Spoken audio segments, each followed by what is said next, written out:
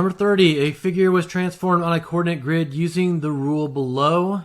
Which of the following describes the transformation? So let's get into the graph. And one way to do this is you could memorize the rules and what rules create each transformation, or you could just simply create your own point. So I've got a coordinate grid here, just a simple four quadrant grid. We're going to create a point, and probably the easiest way to do this is just create a point in quadrant 1, and no negatives in there, just positives in quadrant 1. So we'll do 2, 3, and we'll just go ahead and graph it in our graph.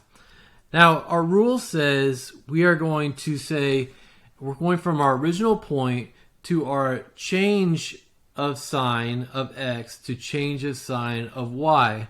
So if we do that and we change it, our new point will be a -2, -3. So let's go ahead and plot that on the graph. And then let's just look at our answer choices and see which one it works. So now that we have graphed it, we know what it looks like. Let's see. Let's look at A and B, a reflection across the x-axis and a reflection across the y-axis. Let's start with the x-axis. So we'll go ahead and highlight that x-axis. So we have it. So we have an x-axis. If we reflect across the x-axis, it's going to look just like that. And we're pointing, that arrow is pointing right to where that point's going to be. So in that case, it's not going to work on the x-axis. So let's go to the y-axis and look at that mirror image reflection. So if we go across the y-axis, we'll highlight the y-axis, and let's go ahead and point to what the reflection point would be if y was our mirror. It would be right there. So that reflection point doesn't work either. So we know A and B, our reflections aren't going to work. So let's go to C, and we're going to have a look at a 90-degree clockwise rotation about the origin. Now when you have a 90-degree rotation, if you go from the original point to the new point, it'll actually, if you use the origin, it will create a right angle when you get to your new point. So let's take a look at what that would look like.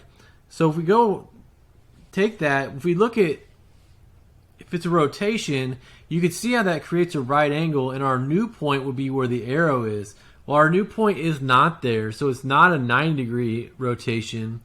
So let's go to D. We know D is going to be our answer, but let's look at Y. So if we go ahead and we can just connect these points, because if we looked at the previous one, it was a 90-degree angle. These are two 90-degree angles. 90 plus 90 is 180. 180 is a straight angle. So it goes right through the origin, across, right through the origin for your reflection. So it is a 180 clockwise rotation about the origin. So which of the following describes this transformation? D, a 180-degree clockwise rotation about the origin.